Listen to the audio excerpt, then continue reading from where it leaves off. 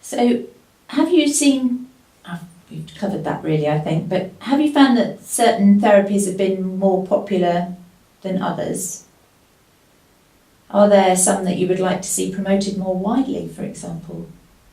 Well, I think that counselling and psychotherapy has had a huge boost, and it's become a recognised way of living and getting support. I think that 20 years ago, it was, people felt shame and it was the worst, they were bad enough to come and have counselling.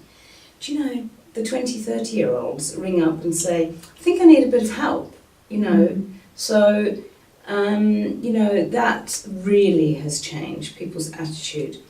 And people, when I first, this was different from London, where, I've been in London and people always talked about their therapist. 20 years ago, nobody talked about their therapist down here, but that's changing too. So there's a whole layer of openness that's come into just how people live and think. And, if we take mindfulness as an example, there's so much research now about how the brain changes with the way that people think and how they manage their thought processes. And practice. I mean, it's one of these things where, people sometimes want an instant fix, don't they?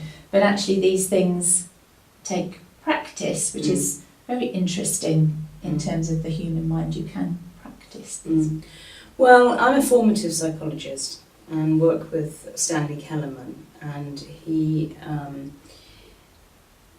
has borne formative psychology for decades, written lots of books, and is all based on people taking volitional choice around what they think and how they hold themselves, and then repeating it. It's only in the repeating that we can make a change. And that's what's really important. And then the neurological pathways grow, change.